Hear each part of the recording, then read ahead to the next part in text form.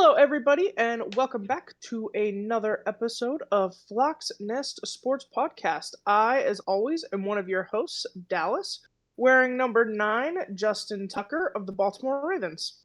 On the other half of the podcast, Brendan, wearing 54, Bobby Wagner of the Seattle Seahawks. We got a great episode for you guys this week. We're going to start with some breaking news where we're actually going to talk a little baseball.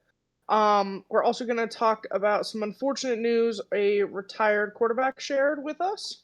We'll get into both of our teams' games, both the Ravens and the Seahawks. And we'll also talk our game of the week. Talk a little WNBA, and we'll look ahead to next week. So, Brendan, do you want to kick us off with some baseball news? Yeah, so obviously we're not talking a ton about baseball, but something did happen, something that's pretty interesting. Shohei Ohtani, I'm just going to call him player for the Dodgers because he doesn't have a position. He can play pretty much anywhere. For the Los Angeles Dodgers, became the first ever player to have 50 home runs and 50 stolen bases. This is the first time this has ever happened. He becomes the first player, and he did it in the same game. And in this game, he had 10 RBIs, which for anyone that doesn't know is runs batted in, and then had I think 2 home runs in that game, and then 1 stolen base, or it was flipped. Not 100% sure. I think it was 2 and 1. But yeah, either way, did the accomplishment in one game, so we got to 50 and 50 in the same game. Yeah, I mean, it was very impressive, and I'm not really a baseball person. It's one of those, like, I'll absolutely go to a game. I do not want to watch it on TV. But seeing the clip of it was definitely impressive, and I loved, like, the announcer just was so excited. I was hyped for the announcer, let alone Shohei. And yeah, especially with everything he's been through this year, personally, for him to have that kind of success is fantastic, and I'm happy for him. And the Dodgers, I know that game also clinched their playoff berth, so Yes, it did. pretty exciting. Congratulations to Shohei, and any baseball fans out there, it's getting interesting. I know the debate for Shohei versus Babe Ruth has been going strong this week. Yeah. It was an incredible accomplishment, especially for the stuff that was happening in his personal life, and then him being like a injury coming back from injury year where he wasn't Yeah, a asked to do rehab a whole year. rehab where he wasn't asked to do a whole ton other than hit. I mean, it's just incredible that he's done this, and I think this is part of an argument for him to be probably the greatest baseball player to ever live. Considering no one's ever done this in the history of baseball, and I don't know how soon it'll be done again. But yeah, it's a special time for baseball fans, especially now that the playoffs are coming up. Depending on what's going on there, we might talk more about baseball once playoffs start and once things start unfolding there. But this is just something that we had to talk about because this is a moment in history for baseball and sports. Yeah. I mean, we gotta, whether we love the sport or not, historical moments they gotta be talked about. They have to be. It's not even, whether we like baseball or not, this was incredible. Yeah, I definitely agree. I think we'll probably talk about them or it more as like playoffs unravel, just maybe keeping you guys up to speed on how the series are going. But that's probably as good as it'll get unless something outrageous or out of this world happens. Yeah. And then in slightly sadder news, Brett Favre, the former quarterback for the Minnesota Vikings, is his most famous spot, but was also with the Green Bay Packers. I realize that's his most famous, but I was like, is it? and then he was also with the New York Jets. Did reveal today, I believe, Yeah. that he was diagnosed with Parkinson's disease, which is just a really, really unfortunate, really shitty news to hear about a all-time great quarterback in the NFL. So we're kind of wishing him the best for his health and for his future. Yeah. Yeah, he had to give a statement to a congressional committee. He didn't do anything wrong, so we're all on the same page. But he did have to give a statement, and in that statement, he did announce that he had been recently diagnosed. Obviously, heartbreaking, heart wrenching. Thoughts and heart out to his family and to football, the football community. It's a brotherhood.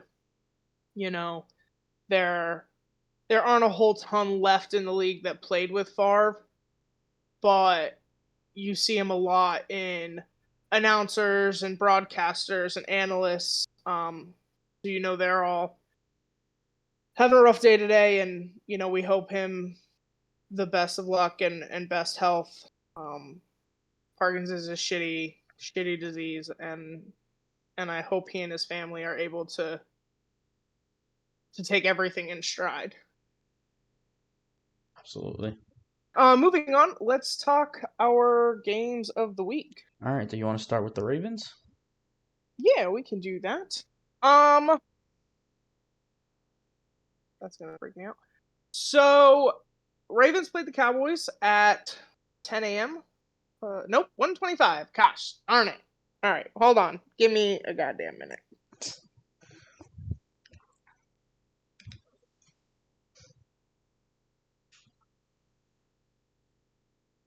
My notes say Raiders. It's a whole fucking thing. All right. Yeah, so at 1:25 Eastern time, so it would have been 4:25 Pacific time, the Ravens took on the Dallas Cowboys in Dallas. And the Ravens did get their first win of the season with a 28-25 victory. I was extremely stressed out um, for very little of this game, but the stress was incredible. So we are going to start with a lot of things looked really good. Quarters 1 through 3 were phenomenal. Offensively, it was really great to see Henry go off. I know it's not the intention for him to be like the star of the Ravens offense, but to see Henry be himself and really get going and have the stiff arm and just kind of that signature Derrick Henry stuff in a Ravens uniform for the first time was really exciting, really magical. I loved every moment of it, and that was great.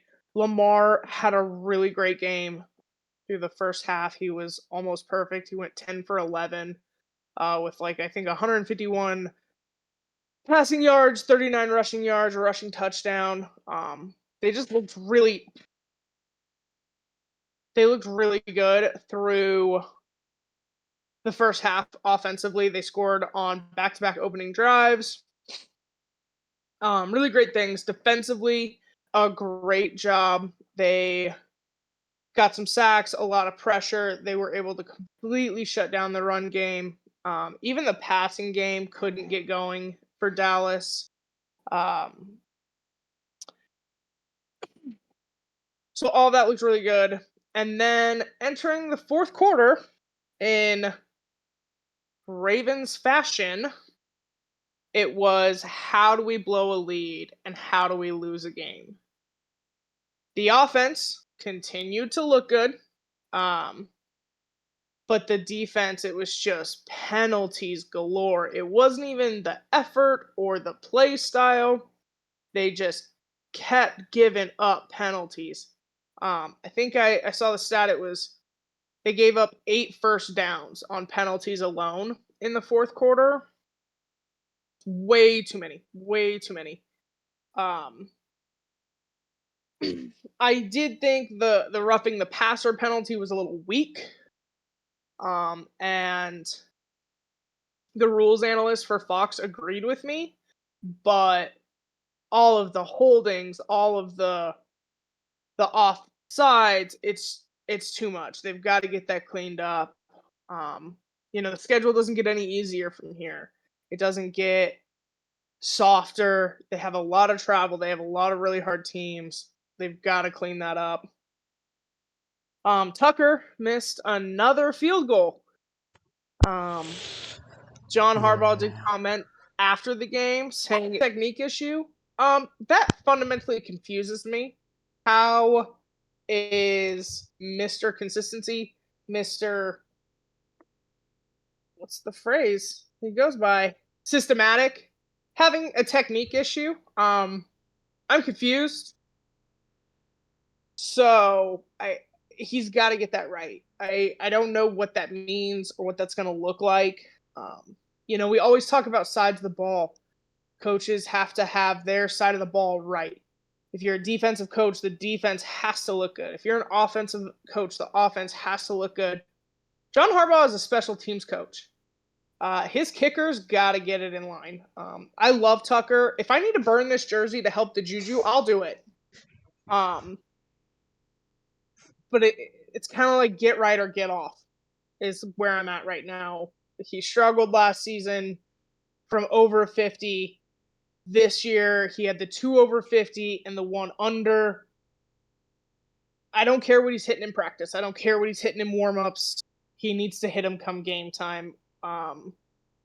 If he's not, I know you mentioned it, and I do agree. If we don't get it right, I doubt we'll see him return. The thing that Yeah. scares me is, a field goal really would have made the defense kind of playing like crap in that fourth quarter. It really would have taken some of the pressure off the offense.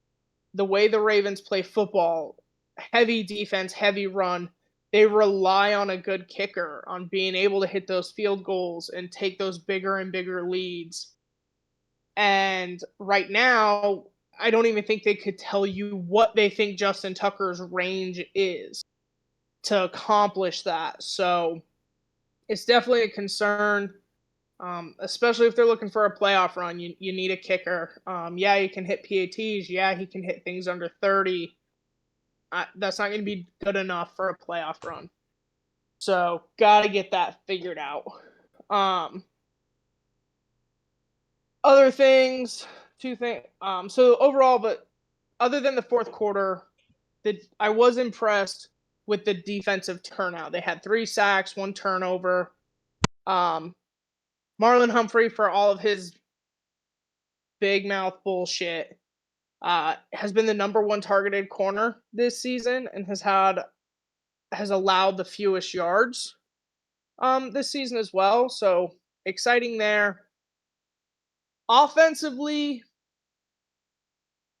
I said this to you while we were watching it, was the thing I was the most impressed with was not how any one group looked, but rather the trust. So often when offensive lines struggle, you see quarterbacks bail out sooner or have more turnovers because they're afraid the protection won't hold up or things like that. And when the protection held up, Lamar hung in there making great throws. So he didn't show a lack of trust or a lack of faith in the O-line. He wasn't bailing out too early. Obviously, he has had his designed runs. But you saw the faith in the O-line, which gives me faith in kind of how practice is going and what he's seeing on film, and they're getting it figured out. So that's exciting there. We saw Wiggins' first real kind of showing. We weren't sure if he was going to play, but he was a game time decision and he did play. Made some great, had some great pass breakups. He was covering CD for a lot of the game. Also made some mistakes. He had a PI call late in the fourth quarter. That's rookie stuff. It's rookie mistakes. Whether he should have even been out there is kind of up for debate, but we're kind of thin at corner right now. With Jalen Armour Davis was ruled out with a hamstring prior to the game, and TJ Tampa out, and a lot of those guys still hurt. So But overall, it was a good game. I was very excited in the moment. Brennan could tell you I kept jumping up. I was very excited um, into the fourth quarter, and then I was very upset. But I'm hesitant to get too excited right now. It was a good game. I saw progress. I see who they want to be. I see the identity they're working towards. But it's early. It's week 3. I don't think anybody would confidently tell you the Cowboys are a good team. I don't love, obviously, the blow in the fourth quarter comeback again. That's 2 weeks in a row that we're giving up big leads. So definitely things to work on. Definitely positive things to take away, but let's not get too excited just yet. Um, Following the game, uh, Marlon Humphrey did a live, like an IG live with Lamar, that I kind of enjoyed because he was like, "Hey, they got to hear from you. What do you want to say?" And he's like, "Look, we got the win, but you shouldn't be on IG. Or like, we need to get right. So let's just chill." Lamar's very motivated and he's driven, and just because they won doesn't mean he's content. And with some of the plays they left out there, some of the issues they had, to see that he feels that way, it kind of always gives me confidence. And then I just want to kind of shout out him one last time. I realized on the final drive of the game, a lot of intelligent reporters and analysts, a lot of their big complaints with Lamar has been his ability to get it done in big spots. The final drive of that game was 100% on him. He made those plays. He extended that drive, allowing them to take the win, because otherwise I do think Dallas comes back and wins that game, or at least ties it. So him just having that final drive of, let's take the small plays, let's get the first down, let's ice this out, did a really good job. And I've heard people over the last 2 days kind of give him his praise, which I've appreciated because he's been so hated in the media. So that's been good.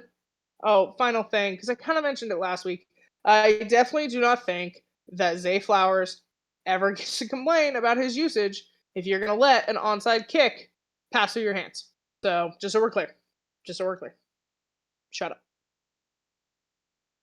When you're consistently helpful, you can talk. Till then, be quiet.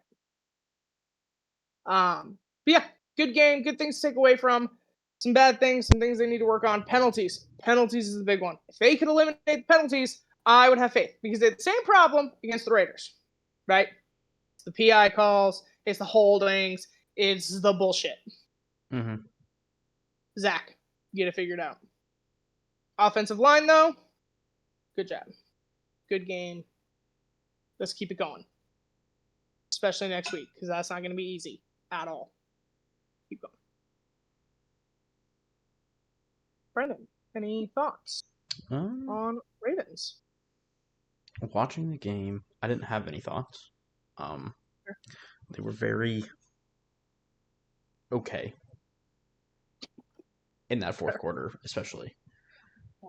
Like, penalties were an issue, and I will also be talking about the issues with penalties in a little bit, because Yeah. Yep. That was the day for us. That was the day we had. But yeah, no, I thought it all looked pretty good. Other Alrighty. than that Well, then fourth why don't quarter. you? Yeah. Yeah. Why don't you talk to us about Seahawks Dolphin? Yeah, so this game was a little weird. A little weird. Obviously, Dolphins didn't have Tua going into the game. Had Skylar Thompson starting at quarterback. Um, so that right there should be a little bit easier. Should be a little bit better. Um, I thought the defense, considering Thompson was played really well.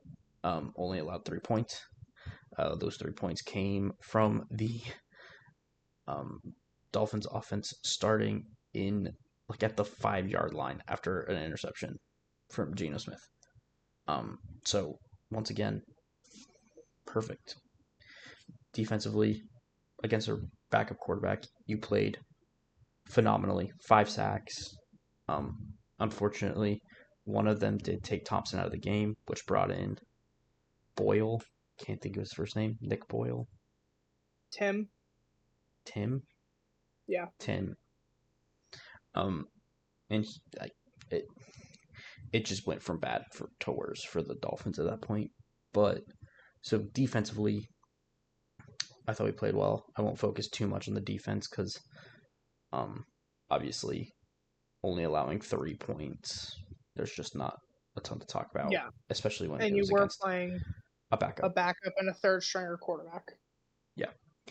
Um, on the offensive side, this is where things get a little interesting because in the first quarter, I thought the offense finally figured everything out. Um, we scored 17 points in the first quarter. DK had a long touchdown. We were running the ball pretty well. The offensive line didn't look like complete garbage. Like, obviously, we still had some issues there, but they didn't look terrible. And we were moving the ball really well. And then the first quarter ended, and it just went stale. The offensive line struggled. It continues to be an issue with pass blocking. Run blocking, they seem to be okay, but pass blocking, the guards are really the problem here. Um, the tackles looked okay at times, but especially Cross, who I thought has been fantastic this year. He's been the only good offensive lineman. He struggled. And then penalties, especially on the offensive line. You had Bradford was penalized, I believe, 3 times, and he's like the most penalized offensive lineman in the league. Destroying drives, false starts, holdings, personal fouls. You name it, he's doing it. It cannot be happening like this. Um, just penalties on the offensive line just were stalling drives, couldn't get anything going. It just was a shit show for the second quarter, third quarter, and about 90% of the fourth. And the reason I say 90% is the final drive. We finally got the offense back together. We started running the ball well. We were able to make plays and really ice the game. Like, it wasn't close to begin with. The game ended 24-3. At no point was I like afraid we were gonna lose, but at the same time, the offense was pissing me off to an extent. Especially with Geno having 2 interceptions, which one of them was almost a safety again, like we had in week 1 against the Broncos. We almost had another safety, but this time he throws the ball away a little too high for Charbonnet, tips it up in the air, is picked off. That's the interception that led to 3 points going the other way. And then we had the second one was in the third quarter, I believe. And again, pressure up the middle. Ball gets batted in the air, falls right into the arms of a defensive lineman. And once again, it's the offensive line causing issues. But other than that, I thought Geno played a good game. 2 interceptions that I would say are half his fault, half not. But he played really well. He had moments of brilliance. The touchdown pass to Metcalf was a thing of beauty. Had a couple other good throws to Metcalf and to Lockett. Fant was a weapon in the pass game. Overall, it looked good enough, but at the same time, that was a game you needed to win. The offense, I thought, came out really strong and it almost took their foot off the gas, but without taking their foot off the gas, just with penalties, with mistakes. And then we figured it back out late in the fourth quarter. So I'm hoping we can carry that momentum forward. Because we're gonna need it. We'll talk more later on our previews, but we're gonna need the defense and the offense to step up next week. Yeah. It's gonna be a big game. I feel like that was really it for the game. It, it was kind of a boring game. I'm gonna be honest. It was a blowout, but it was a blowout in the first quarter, which means the rest of Which the was game crazy. just I didn't felt like you matter. were just yelling at it. Yeah, It's like because I I was kept waiting to see like something terrible was happening, and because the defense was playing fine, but the offense was pissing me off because I'm like, put your foot on their necks and just end it. I no, want you. hey, I'm like, I went from jumping up and down as nicely and respectfully as I could in your new apartment to ready to throw my phone through a television was yeah, really to like becoming a happened Cowboys fan. fast to losing my shit. Um, So I get it. and then during the game, just to get onto like injury news, during the game, Yeah. Byron Murphy and Leonard Williams, both D tackles, ended up leaving the game. Murphy with a hamstring injury, Williams with, I believe, what is being classified as a rib injury. Um, it seems Williams will be day to day. I think it might just be a rib contusion, not a broken or cracked one. Murphy's, I think, is going to take a bit of time. Hamstrings tend to be longer injuries, um, and they're ones that you can re-aggravate quickly, and they kind of suck. So I wouldn't expect Murphy back quickly, which brings me on to the Matthew Gotel, a D tackle that's been with the Seahawks for a couple of years, um, has been signed back to the practice squad in case Murphy's not good to go, but get a little depth in there. Um, the sign or the moves that had to happen for this is George Halani, the running back on the practice squad, has unfortunately hit IR. So I think he'll be done for the year. Haven't heard a ton about it. I know it's an ankle injury, so it might not be the full year. I'm not really sure. This broke this morning, like 20 minutes before recording this. And then they also cut Marquise Blair for corner Ty Hall to take his place. And then before the game, George Fant was put on IR, the right tackle that is currently the backup, but starting. It'll make more sense later because with Abe Lucas out, he was the starting right tackle, but is the backup. Is now on IR, so Forsyth will be starting long term, and then McClendon Curtis. Wait, no, wait, was it? Yeah, McClendon Curtis. That's the right name. Was signed to the active roster in his place to be the backup of the backup of the backup right tackle. Um, that's it for the injury news, and I think that's really it for the Seahawks. Like it was a good week, kind of a boring week in a way for the Seahawks. Um, Not a ton of things happened, not a ton of news. The game itself was just not a ton of interesting things. Good win, 24-3. Defense played really well. Like to see that. Tons of pressure, good sacks. I thought Derek Hall played really well. I want to give a defensive player of the game to him. He was everywhere. Offensive player of the game was probably Charbonnet. I thought the run game did bounce back after last week. Did want to mention that. Um, but yeah, that's pretty much it. So I was like, I like that. I feel like we could do that, like an offensive and defensive player of our games, because you just threw it out there, and I like that idea. Oh, well, there you go. So I think my offensive would be Lamar. He was really the driving force. Henry did a lot, but it was Lamar. And then defensive,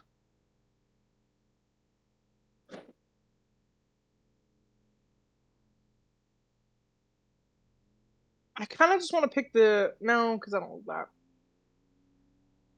I'm gonna say Matabike.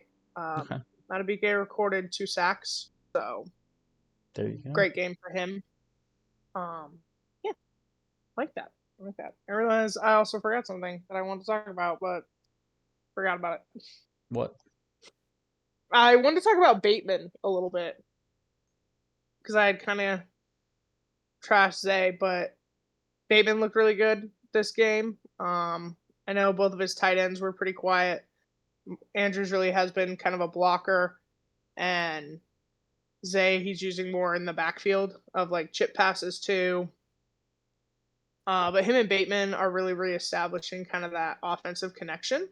And you're seeing some great passes to him, especially um, on important drives, big drives. Obviously, he had the deep one to Nelson, but I'm just liking seeing all of the connections with his wide receivers. I think it's been a long time since I was confident in pretty much all of his ball catchers. Hmm. Except for Zay. He needs to just shut up. So, You want to talk I'm about still there. your game of the week? Yeah. So everyone knew I struggled picking one. I was between two. I kind of think I picked the wrong one. I feel that. I But feel that. I did pick Chargers Steelers. Um yeah, so I do kind of think I picked wrong. Um it it wasn't very exciting, but I did pick Chargers versus the Steelers. The Steelers won 20-10. I am still not buying in. I'm not there. I don't think I'm not there. I believe once again this will be above a 500 team. I don't think it's enough to get them done or get them through big spots, great teams, things like that. I think they'll struggle. Obviously, their defense is playing lights out. TJ Watt is terrifying. Yeah. I do give Justin Fields credit. I'm not saying there's nothing positive happening. The way he's taking care of the ball, he is a true. Here's what I feel about Justin Fields right now: is we've talked about a game manager actually being a compliment or a positive trait. Um, this is the case where I'm like, he is being a game manager. We're moving the ball down the field. We're not doing anything stupid, but it's not impressive.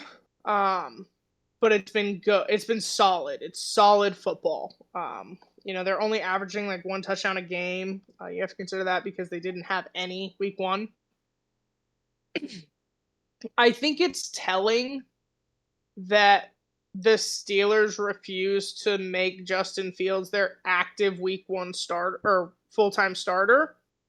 I don't know if that's to appease Russell Wilson. I don't know if it's to confuse teams. I don't really know what's going on there, but I do think it's kind of telling that they won't just do it. But I do want to give Fields his credit. I do think this is the best he's looked in years. I think it says more about the Bears than anything, especially because we're probably going to talk about the Bears later. But yeah, I do want to give him credit there. My big issue with this game, Justin Herbert should have sat. There was no reason for him to be on that field. You and I talked heavily before and during the game. A high ankle sprain is like a 6 week recovery time. Plus, he's been dealing with a plantar fasciitis issue. All of these things. At the end of the day, the Steelers probably aren't the most important game. I'm not for intentionally throwing games, but also get your players right for bigger spots. From like you The play Chargers play the Chiefs. Chargers play the Chiefs next week. That's a division rival. And the Chiefs haven't looked good. Like offensively, it's not been good. Like that was kind of this is kind of your shot to to maybe win the division or at least battle for it. Mm-hmm. And you put a quarterback who's having lower body issues out there with TJ Watt on the field, whose only goal in life is to kill quarterbacks. Like, that's it. That's it. And shocker, he got hurt. Had to leave the game. It kind of affiliated. It kind of finished them off. They weren't able to do anything offensively that way. Or after that, the Steelers defense just kind of had their way. Mm-hmm. Not even JK could get going, and that happens when you put a backup quarterback in. The O-line changes, how they operate, what they can do, what they can't do, getting used to cadences and things like that. It's part of it. But had you known you weren't going to start Herbert, the O-line would have had time to get used to the backup. JK would have had time. I just think you would have been in a better spot, and you definitely would be in a better spot than you are going to be next week. I don't know if they'll play Herbert. I'm all for we're competitors and we're in a sport. And if we can go, we want to go. I do think it's the coach's job to recognize, hey, just because we can doesn't mean we should. Mm-hmm. Like, just because you can do it doesn't mean that's a good idea. Let's think long term, especially for a team whose really main goal this offseason is to prove that they're relevant. The Chargers have had real struggles the last couple years. Herbert has never had a great season. Harbaugh's re-entering the league. You're trying to have kind of a statement season, and you're trying to prove, hey, we're better than a 5-win team. Hey, the Chiefs shouldn't be dominating the division every year. We should be relevant too. So you have to make smart decisions. You have to make business decisions. And I didn't like the call. And then he got hurt, and I was like, see, that's that right there. To lose to the Steelers really in the long run didn't have to matter. It's more important how you play next week. Yep. So, but yeah, it was a pretty boring game, honestly. As a casual viewer, love watching TJ Watt. Mm-hmm. I love it. I love watching him feast in the backfield. As a Ravens fan, I just go, son of a bitch. Yeah. And I'm going to be honest. It's early. I know it. It's week 3. He's having a hell of a year. He's playing so hard, and he's not losing a beat. He's just feasting, and him and Hutch, it's impressive. Yeah, like I think they're just this. I think they're battling it out this year. They're going crazy, and as a casual viewer, I love it. I think it looks great. It looks awesome. I'm not looking forward to having to play later, but luckily it's way later. Like, if I had to play him now, when I just had Jones, Crosby, Micah was a non-issue. But I'd be horrified. My O-line is not ready for that. No. So yeah, as a casual viewer, I love it. I love to see it. But as a Ravens fan, I'm just like, can you? I think you're not gonna get a Super Bowl and just retire, bro. So yeah, that was my game of the week. It was pretty boring. I don't think Herbert should have been out there. We'll see if he plays next week. No announcement's been made on that. I doubt it will be up until pretty close to game time. No, I doubt we'll hear anything until damn near game time. Yeah. All right. Well, Brennan, do you want to talk your game of the week? I know I felt like I picked the wrong game. How did you feel? Yeah, definitely felt like I picked the wrong one because mine was boring in a different way. I feel like yours just not a lot happened in it. Yeah, Mine was a blowout. It it got not destroyed. at all how I thought this game was gonna No. go. I thought it would be competitive, a good football game. No, the Vikings beat the Texans 34-7. It was a ass whooping. Um, and I don't even know. My first thought is, are the Vikings legit? Yeah. Because I'm like looking at who they played. I cannot remember who they played week one, but they've played San Francisco, who is a contender in the NFC. Obviously, always going to be Super Bowl hopeful, Super Bowl contenders right there. And then you had them play this week. They played the Texans with young quarterback CJ Stroud, young team, but they made a push last year. They were really good. They're kind of the AFC's darlings, I would call it. That everyone kind of wants them to do well and thinks they'll do well, but it's like we'll have to wait and see. So I'm like, are the Vikings actually legit? And I think they might be. I think they are. Obviously, it's early, a little too early to tell in my mind, but I also think with the wins they've stacked, this team looks really good. Darnold is playing the best football we've seen him play, and that's not saying a lot considering he's been really bad in his career. But at the same time, he's been on some bad teams other than the 49ers, but the 49ers had a starting quarterback that didn't get hurt the year he was there. So this is Darnold's chance, and he's making the most of it. He is playing really good football. Um, and I think he's been one of the best quarterbacks in the league so far.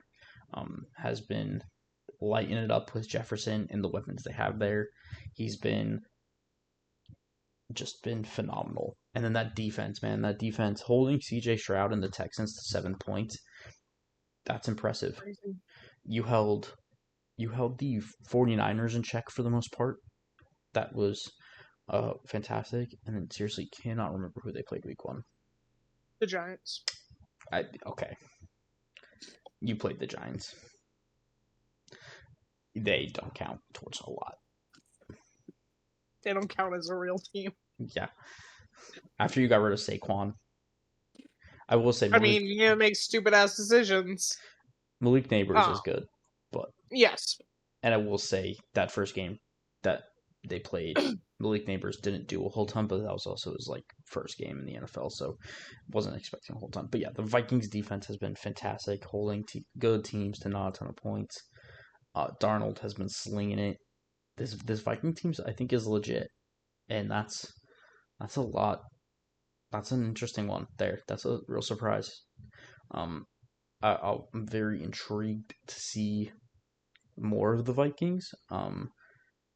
Mainly because if Darnold keeps this up, the Vikings have a decision to make, and the rest of the league has a decision to make. Um, Yeah, and, I and pose this question to you. Do you think there's a little bit of buyer's remorse from the Vikings? I think I'm they. not saying McCarthy won't be good or even great, but they're operating at a really high level, and you easily could have traded that pick to the Raiders, the Giants, and just beefed up on some of your soft spots. And just so we're super clear, there don't appear to be a ton. I think there are a couple, but at this point, yeah. Um, I think a little bit. Obviously, you know, I think in hindsight, you didn't know what you had, and now you get to take the approach of you sit. Even when he comes back, he might sit another year. Get a full year of reps under his belt. before starting because McCarthy was the youngest quarterback coming into the Yeah, draft, I believe, or the youngest of the top picks of the first round.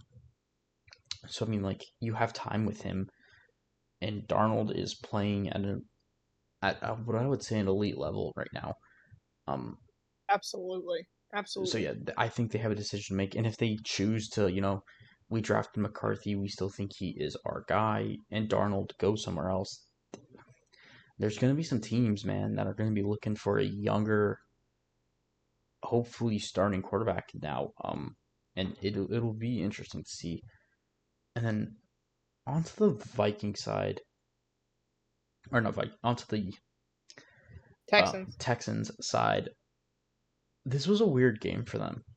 Um, because Stroud didn't look good. You know, I don't know if it was really Brian Flores and the Vikings making his life really difficult, which Brian Flores is a talented defensive coordinator, does run a good scheme there in Minnesota, or if this was just an off game for them. Obviously, Stroud and that team is young, so they're gonna have off games, but this was uncharacteristically Yeah. bad and uncharacteristic off. And then the defense as well. The defense was getting picked apart. And D'Amico Ryans was was a coach of the year candidate. I thought has a great scheme on defense, but O'Connell was, I mean, abusing him in the chess match that was offensive defense. And I think that's really the big one for me is this game. I think came down to a lot of coaching, and the Vikings coaching just demolished the Texans to an extent. Um, so yeah, for the Texans, they'll be looking to bounce back next week. Um, but this is a tough one. Like this is a blowout loss, and you did not look good, like at all. And I think the thing that surprised me the most, it's not so much a blowout, like those happen. It's when you look at teams that on paper should be on par with each other. Yeah, Like Darnold, yes, is a veteran, but he's still young. He's never been in a stable or well run organization. They're both kind of, and he's new to this system. CJ Stroud is a second year quarterback. They both have young offense or young head coaches.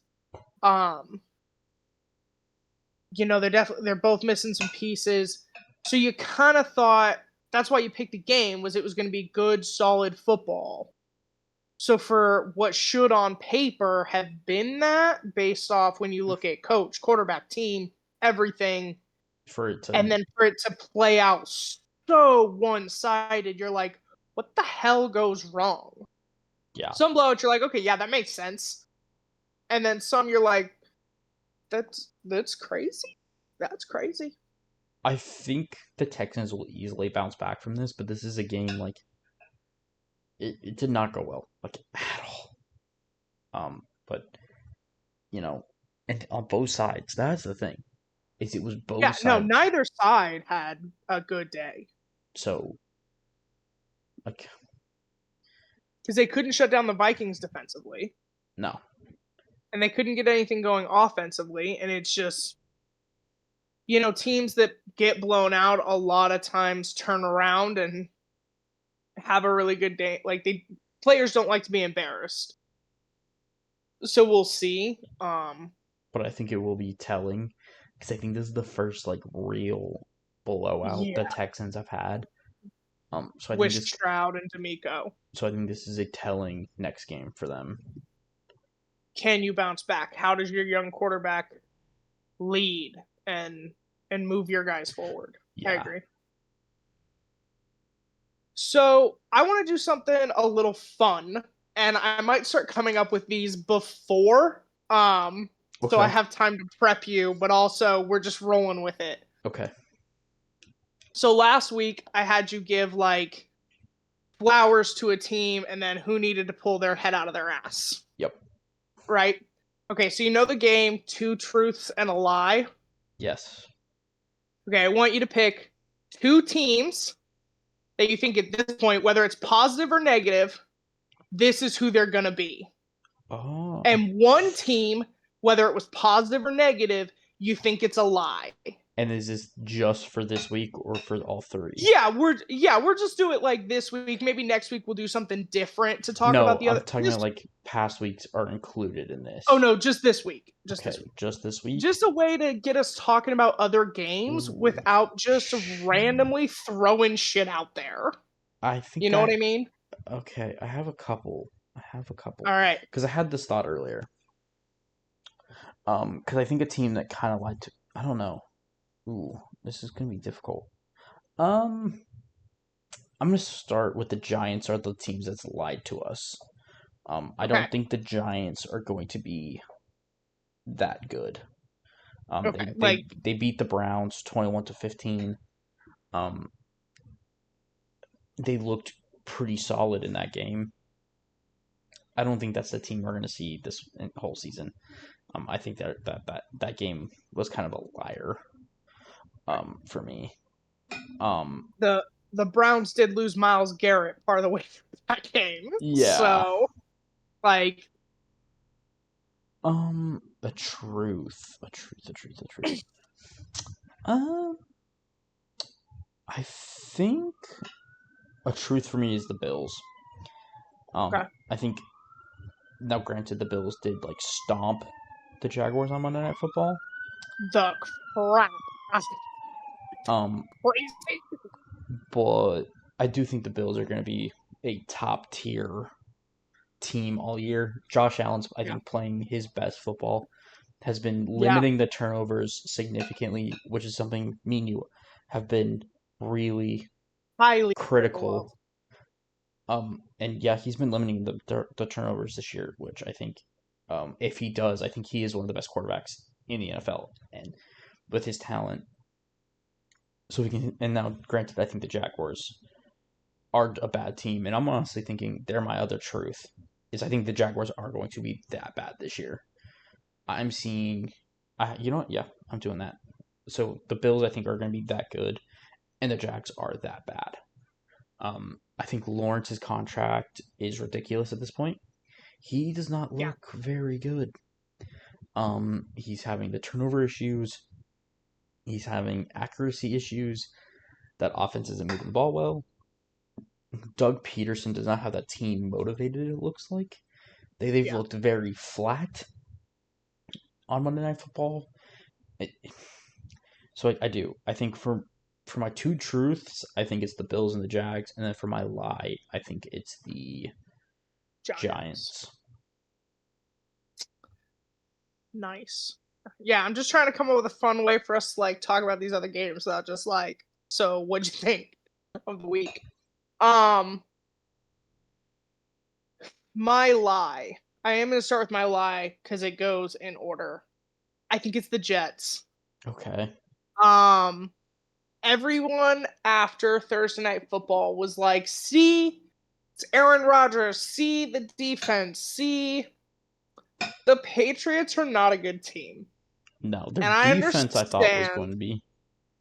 I thought their defense could be better than what we saw Thursday night. Um, but it's still not good. No. Um, Rodgers and the Jets are not playing well. We played a terrible team. I think we got hyped. We're excited. This is not a win that we should be overly celebrating. Stop. 40-year-old quarterback. You still have a subpar O line and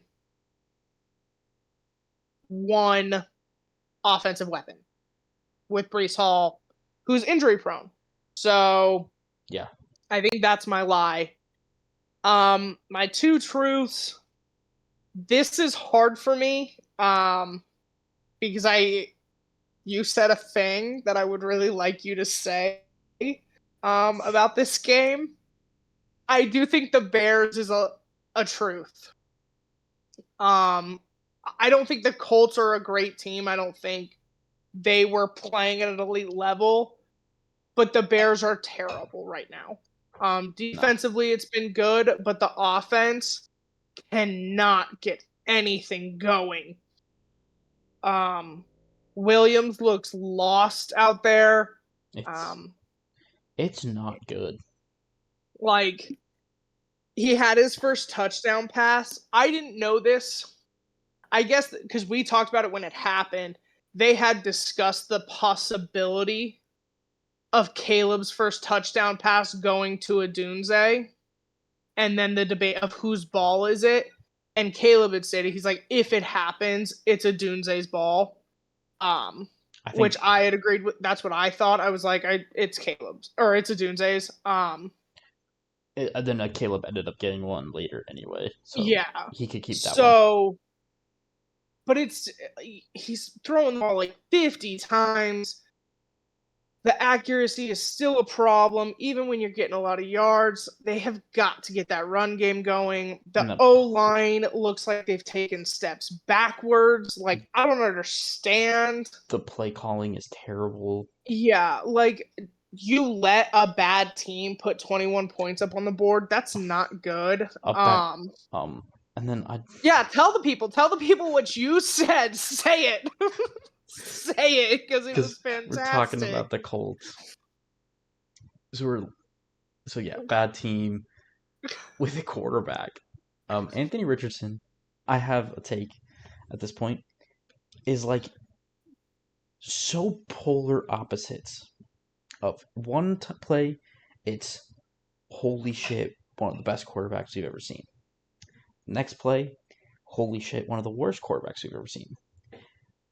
I've now equated that to me. This is brilliant. Is you either are you're going to a restaurant and you're with the choice of eating 5-star Wagyu beef. It's perfect, best eating experience of your life, or food poisoning.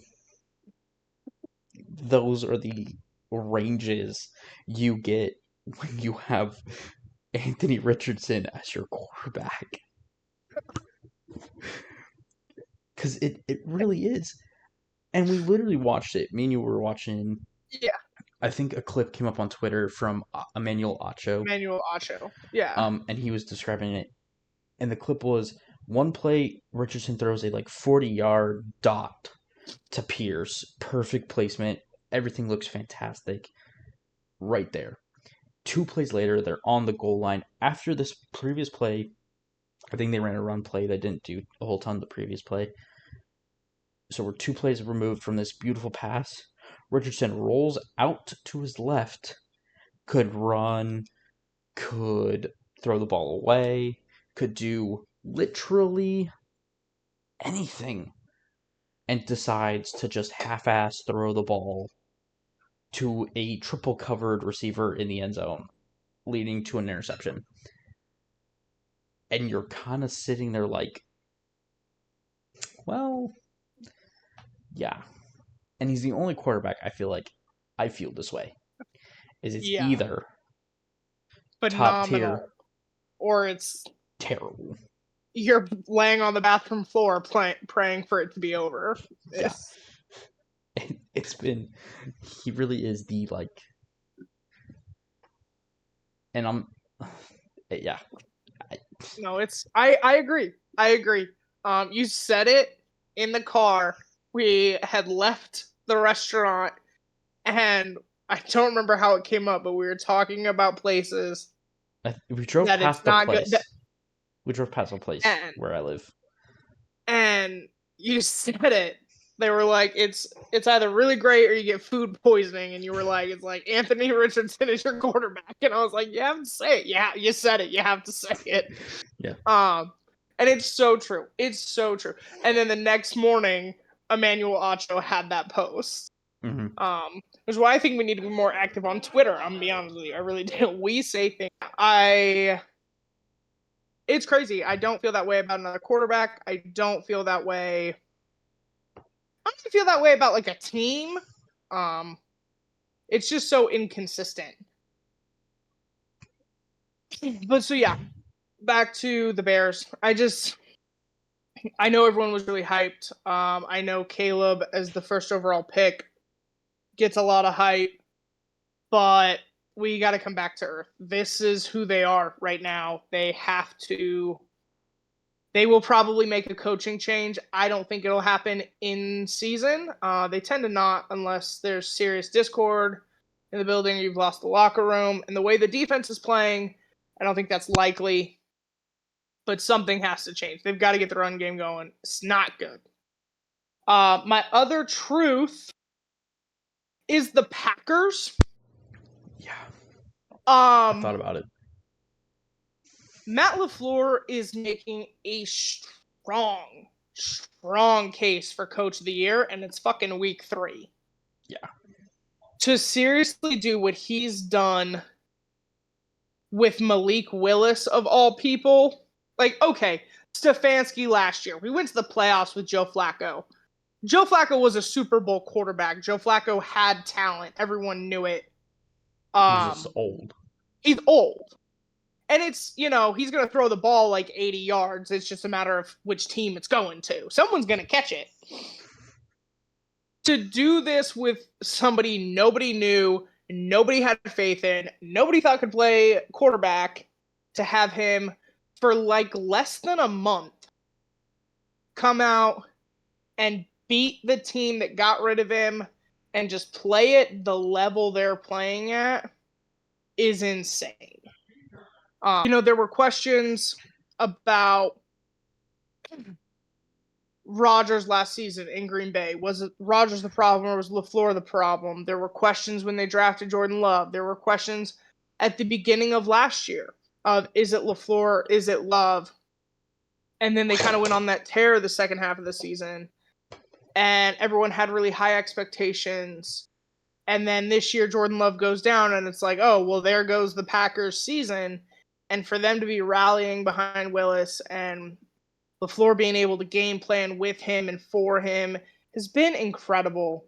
And, I think they're not going to rush Jordan Love back. He's ready when he's ready. And LaFleur's doing incredible things. And I think, despite the fact that it's a backup quarterback, this is who the Packers are. And this is who Matt LaFleur is as a head coach and as an offensive mind, that they are my second truth.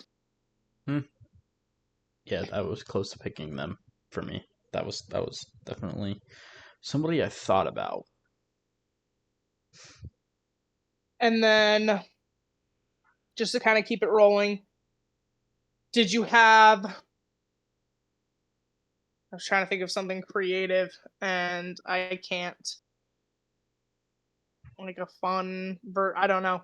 Did you have, like, any other thoughts this week? Anything that stood out to you? I had 2 that stood out to me.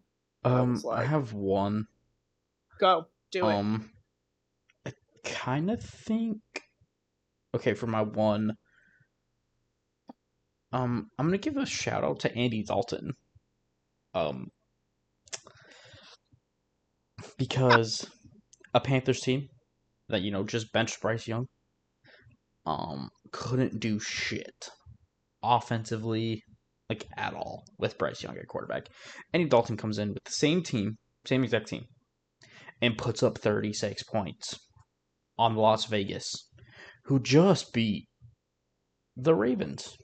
Not to bring that up again for you, but No, I appreciate that. That's fine. Fine. Confirmed, the Panthers are now better than the Ravens, just by the way. It's not even kind of how that works. They have the same record. They just beat the team that beat you. The list goes on. Andy Dalton's a better... That's insane. Don't even stupid shit about to come out your mouth. Don't even start to fucking finish that sentence. Andy Dalton might be the best quarterback in the NFL right now after the way he played that week. It's horrendously disrespectful. But yeah. But yeah, the Panthers did bounce back with Andy Dalton at quarterback. The Raiders didn't look great against a really bad team, so... Did you see his post-game press conference? Who?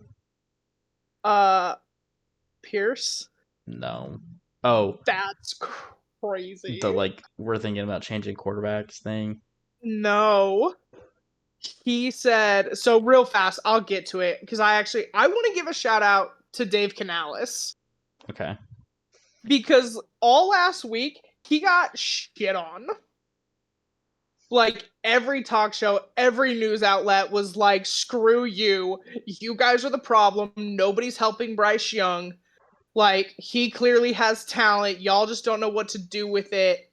And it was awful. And so then for Dalton to come in, see the guys rally behind him, see Bryce take it on the chin. Like, he was hyping up Dalton before the game. He was excited for him. And for them to go out and play as well as they did, he had the best stat line of a game of any quarterback so far, by the way, through 3 weeks. It was impressive. It was crazy. So I want to give a shout out to Canales. We debated whether or not he made the decision. Whether you did or not, you had this team ready to go. You had Dalton ready to go. And they put on an incredible showing. Yeah. So after the game, Antonio Pierce, the head coach of the Las Vegas Raiders, was asked about the end of the game. And he said, well, it was pretty fucking clear to me that people made business decisions. And what that means is we weren't going for the tackle. We weren't playing very hard because we were more afraid of injury than winning. And he goes, and that's fine because we're a business organization. So we can and will make business decisions as well. And I was like, holy shit! Someone said it. Okay. Like, that's a thing Respect. as a viewer you see and say.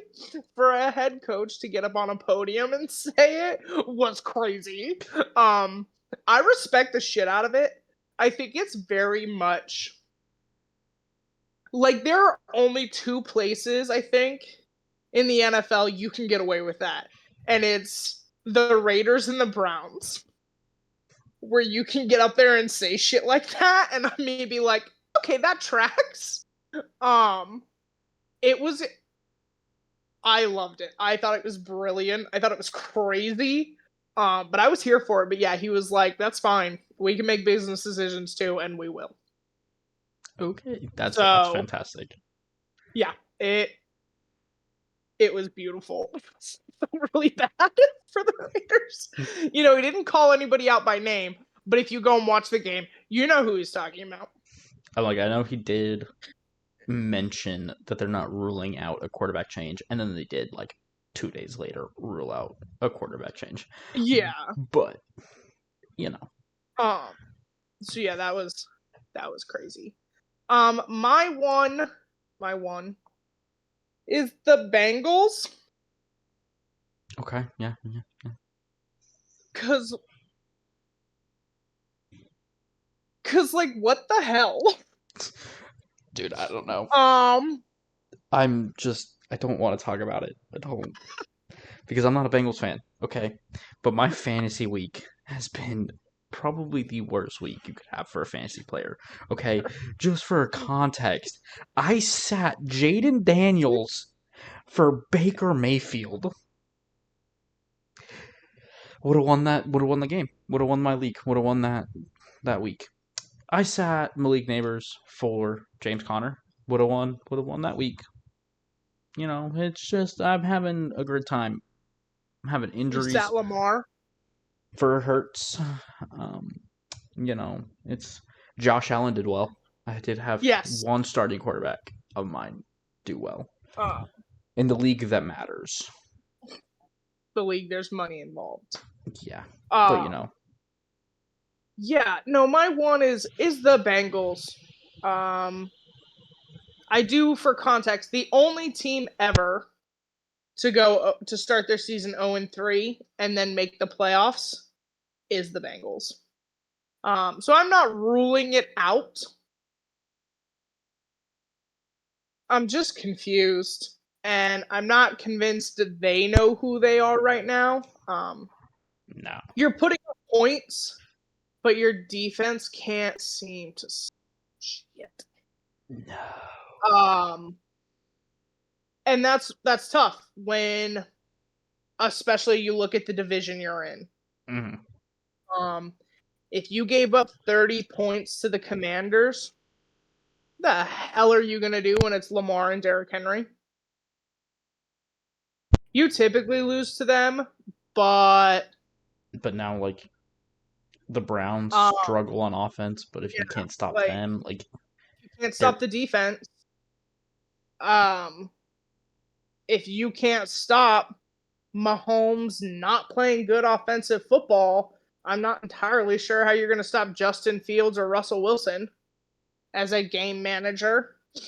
So they got to get something right over there. I mean, they don't. I'm okay with it not happening, but it is weird.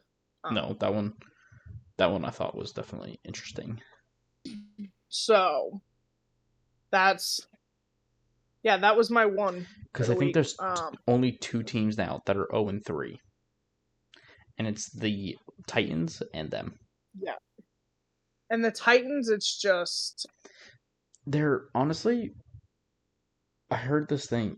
The Titans are a couple Will Levis backhands away from being 2-1. yeah, And they're not wrong. And they're not. the Bears are a Will Levis backhand away from being 0-3. So Yeah, Will yeah, Levis is helping some organizations out. just not his own. Just Yeah. not his own. And I don't know if someone needs to explain that to the young man that while football is a brotherhood, you play for a specific team, and the goal is to help your team. This isn't a socialist operation where we're all trying to win and have a good day. There's no fucking participation trophy, just so we're clear. People get cut. So I would Figure it out. figure that out. I Also, realize I guess really quick, because we did go. mention it, I do find it funny that Malik Willis just beat the Titans. Oh, it's hilarious. It's It's hilarious. That's always funny. That's always funny. Especially how they traded him. in this situation. Yeah, because you were like, you suck. You'll never like they wouldn't even let him take over for Tannehill. Turned around and drafted Levis and went bye. And for him to turn around and put 30 points up on your ass, that's pretty funny. Yeah. Pretty funny. So, And a good game for not Levis. I'm sorry, Willis. yeah. You know, he was looking at that schedule, kind of hoping for some reason he'd have to play. Like, obviously, he's not wishing Jordan Love ill will, but he's kind of sitting there going, God, I just want to smack the shit out of those people. And he did. Yeah. And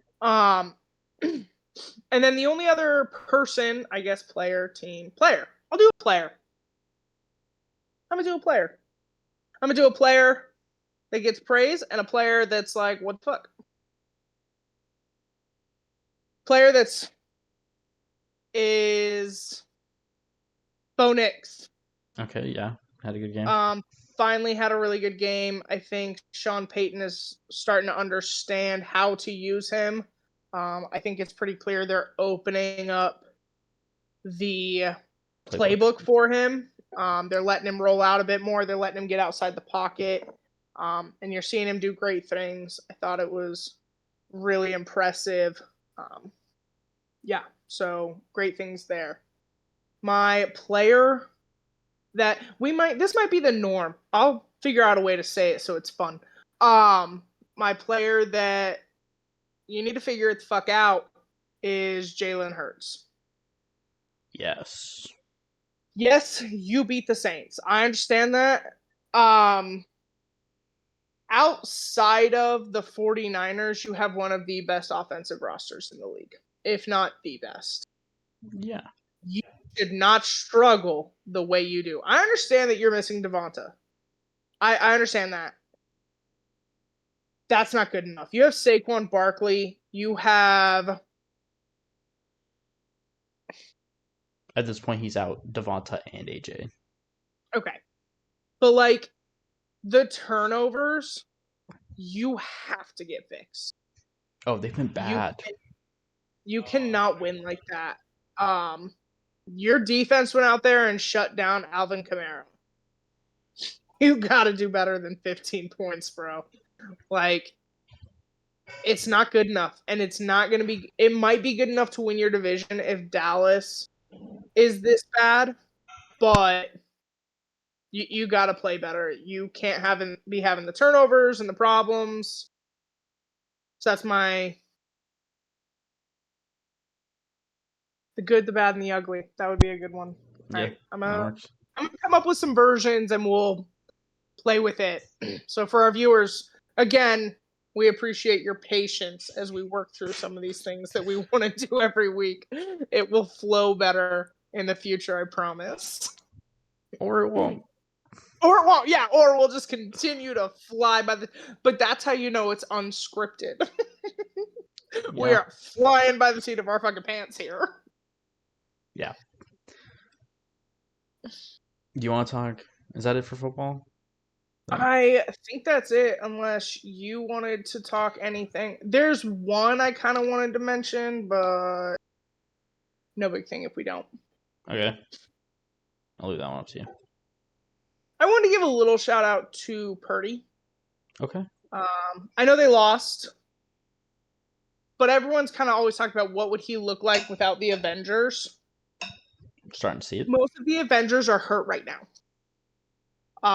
And he is playing really well. Yeah. His team is kind of failing him. He is moving the ball. He's doing everything he can. He's moving well. He's been mobile. The balls have been great. I think he had 6 drops on Sunday. He's playing really well. His team is letting him down. So I do give the shout out to him. I do think it's good for him to have that on tape. And I do think if he continues to play like this, he will definitely get paid. Oh yeah. I think that's it for football. Awesome. Yeah, so we're gonna move on. We're gonna move into the WNBA. So Dallas, take us away. Yeah. So as I mentioned last week, the playoffs started this weekend, so they did have their kind of award ceremonies. AJ Wilson was the unanimous MVP. That was kind of expected. She definitely earned it. This is her 3rd overall MVP of her career, so that's really impressive. Really happy for her. Caitlin Clark was the unanimous Rookie of the Year. I know there were debates of Caitlin or Angel, Caitlin or Angel.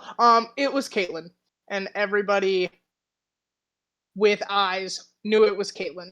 I'm not saying Reese didn't do some incredible things this season, but really, you can only rebound yourself so many times before eventually it should stop counting. And this was a weird one. This was a weird fact. The playoffs started on Sunday. I did not watch any because I was watching football, like I thought the majority of America would be doing. They actually still broke their playoff television record despite the time slot they were in. I was like, how does that even happen? Like, how? How? I don't know. I think it's impressive. I think I really kind of knocked the WNBA, and I still do. I still think that was a poor decision. Their goal is to have their entire season over before the NBA starts. I get all that. You could have shuffled some things so you weren't competing with football. To still break television records, though, is kind of insane. So it's hard to knock it, I guess, when it works out for you. It was game 1. I'm excited. I get to watch games 2 today and tomorrow. If you don't know, the WNBA, their first round of playoffs is a 3-game series. The first 2 games are played by the team with the better seeding, and if they force a game 3, then it goes to the lower seeded team's house. So I know everyone's freaked out about how badly Caitlin played. Let's just calm down. It's her first playoffs. It's her first year. Nobody's expecting her to actually win a championship. At least nobody that understands sports. If that was your expectation this year, please self-correct. Figure it out. That's not like they are still just the 6th seed. Upsets do happen. I'm not saying that's not true, but that's not likely. No, it's not. The statistical likelihood, no matter how you do it, is that they will be eliminated round 1 by the Suns. That's okay. It doesn't take away anything they've done this year or who they could be next year. It's what's likely, and that's okay. So that does do us for the WNBA. Okay. Not a whole ton, but no, just some exciting stuff. We'll know next week what round 2 is going to look like. We'll talk about that and how that's going. And we'll see if the Fever survived. Don't panic. It's okay. All right. Well, we will quickly preview what our plans are for next week, and then I think we'll be out of here. Awesome. It's crazy. We both have a primetime game this week. And our main teams have a primetime game. Yeah.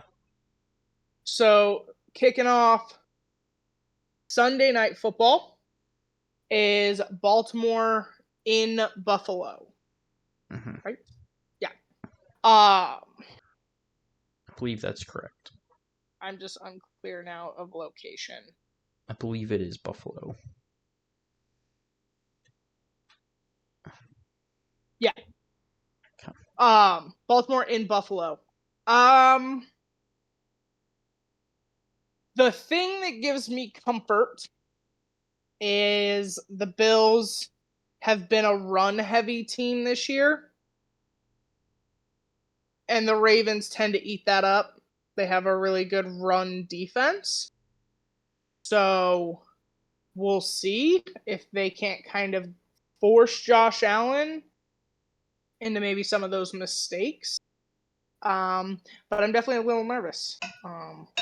They don't have a really intense D-line. So I do think we'll be able to run the ball well. Their secondary tends to be the most dangerous part of their defense. So we'll see.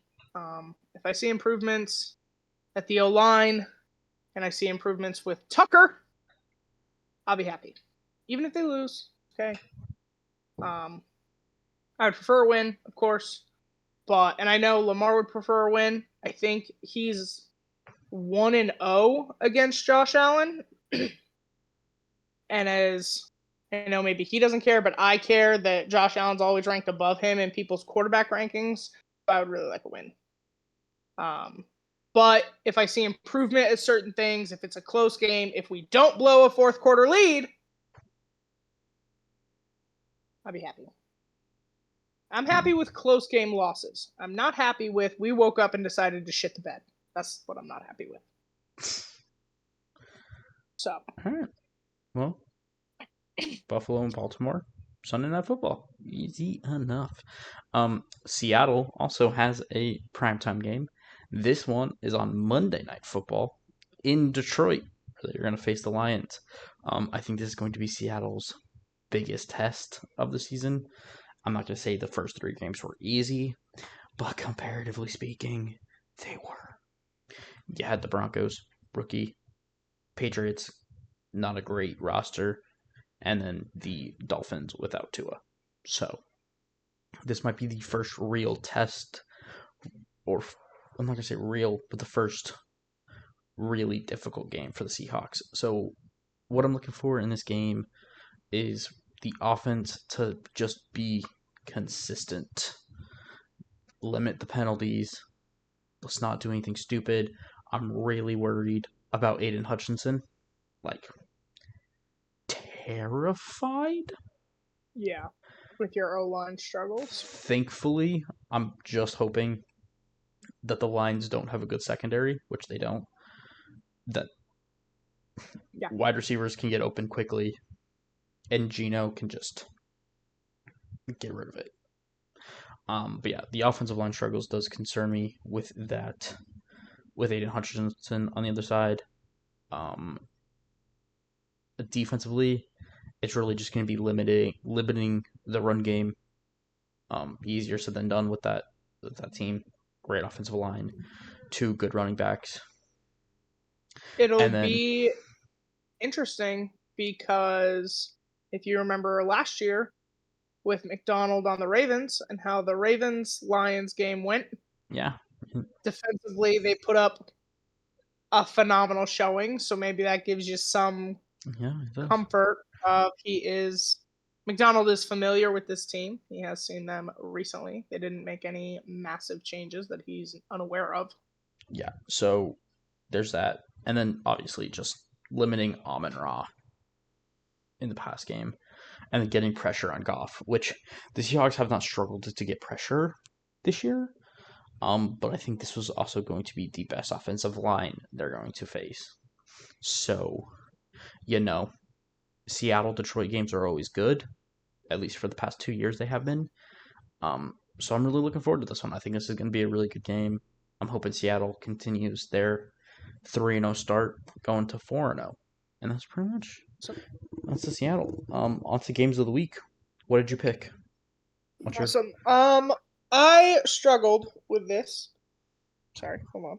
Yeah, no.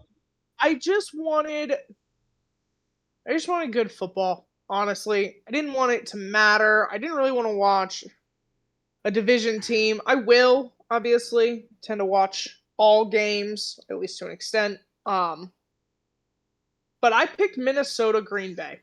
Mm. Um, we've really hyped up LaFleur and Kevin O'Connell. I think Malik has done some great things. We'll see if Green Bay has Jordan Love back. Sam Darnold is playing really well. I just want to watch young teams play good football. I want a close game. But something I don't have skin in the game. I don't care. It does not matter. It's the NFC. I'd do whatever you want. But I'm excited. I think both teams have been playing really well. I think they're playing well above their expectation, especially given everything that's happened and injuries. So yeah, I just want to watch it. I think they're both great offensive minds. So we'll see. I think it's going to come down to coaching. I don't think it matters really who plays at quarterback. I think it's going to come down to who can outcoach the other, and it'll be kind of like a chess match rather than football, which is always kind of fun. So yeah, I picked Minnesota versus Green Bay at 10 a.m. Pacific time, so 1 p.m. Eastern. Yeah. What about you? I was very close to picking Minnesota Green Bay, but I realized I would be picking Minnesota 2 weeks in a row, and I was like, I don't really want Okay, to do that. that's fair. Um, That's fair. I respect it. I respect it. and then no other game called to me. I'm gonna be honest. I had a really hard time this week. I thought they were all kind of like Meh. meh. So I went That's for fair. just a fun one. I'm hoping that this is just a fun game. I'm going to Washington versus Arizona. 1 o'clock Well, Pacific, 4 Eastern. I'm just hoping that this is a game of like two quarterbacks that are pretty solid this year, just dueling it out with two defenses that I think struggled for most of the year. Arizona, I don't think like is all that great on defense, and I don't feel like Washington's all that great on defense. So I'm kind of just hoping this is a shootout that goes back and forth the whole day, just to make it enjoyable. Because really, I struggled to pick a game this week. But I just that's that's fair. I'm gonna be honest. Washington, Arizona was my other. yeah, I That was my. I feel like Minnesota was Oh, mine. you know what? You know who my other one was? Philly, Tampa. I almost did that, but I didn't really like it. Oh. I just honestly, Philly Tampa is to be like, have we figured some things out? Because Tampa struggled this past week. Philly Philly, is I don't know Philly. what's going on there. So just to kind of see how both of them are doing after a week of a shit show. Yeah. So that was kind of mine. The only other one, I really want the Broncos to just destroy the Jets. I do. I don't think that's gonna happen that way. We'll see. But it's what I I mean, we'll see. I, want. the Jets are a weird one for me. But yeah, no, I wasn't attached to any game this week, so I'm going for a fun one. Yeah, Um, and that was me. I'm hoping it's fun. I'm hoping it's just a good game. I just want good football. It's hard for us when I feel like we struggle to stay engaged for the whole day when they're not when the matchups are like, blowouts. Or yeah, like you kind of expect that to go a certain way. Um,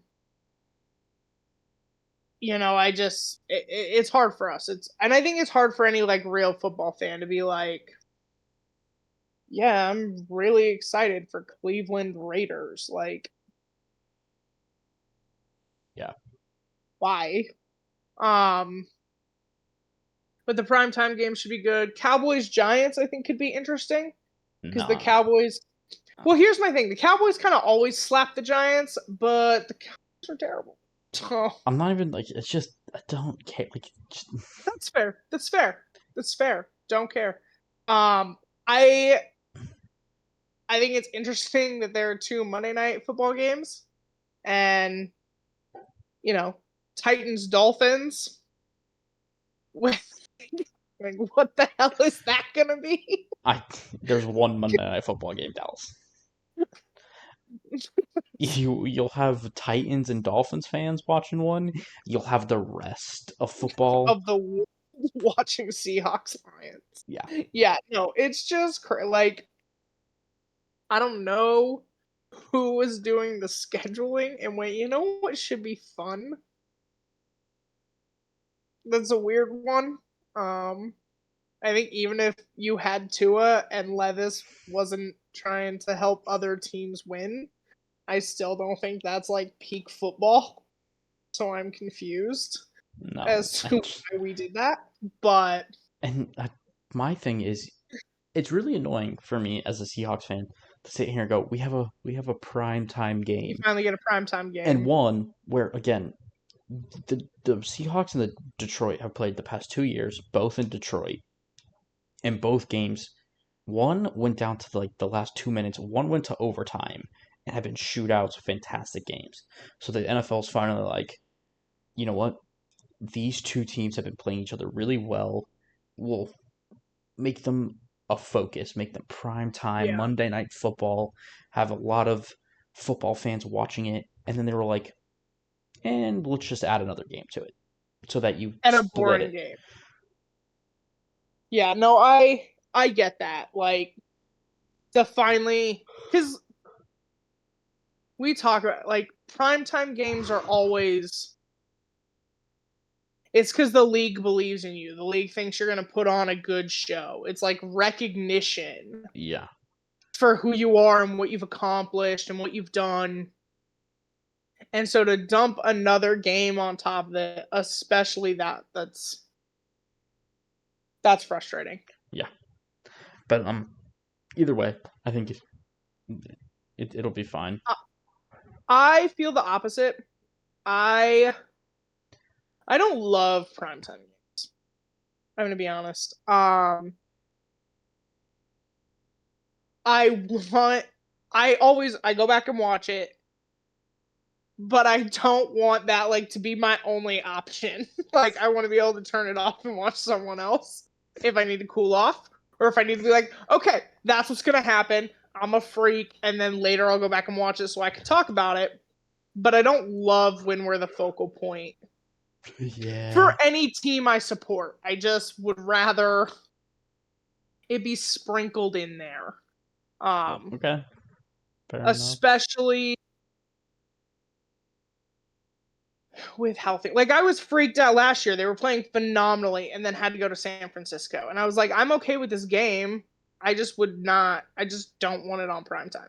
Just don't. And then they stomped the crap out of the 49ers. And I still was like, would have been happier if this was like at 1 o'clock. Okay, So interesting. I, But you know, it's how I but here's the problem is when they're not on prime time or they're not a standalone game, I spend the whole time obsessing over what's happening. Why can't I just watch it? Why can't you just tell me how's it going? It's like a lose-lose situation of I'm just unhappy. yeah, that's the And life just so of we were being. clear, even if we were 3-0, I'd feel the same way. I don't give a crap how my team's doing. I'm just like I don't really want to watch it. But if I can't watch it, I'm pretty pissed off. Yeah. Like when they don't come up on Red Zone for a while, I'm like, why is nobody telling me what's happening? Yeah. Like, The nice thing is I get to just watch all the games because we live in yeah, well, the go Pacific you. Northwest. So yeah, I get to just have the Seahawks games and Red Zone and be happy or I do mad. not have such luxuries. All right. So, well, does that wrap us up for this week? I think so. I think that wraps us up. Remember, like, subscribe, comment, let us know if you want to see anything. Let us know if you have any like creative names or creative things we can Yeah. do to bring up more teams.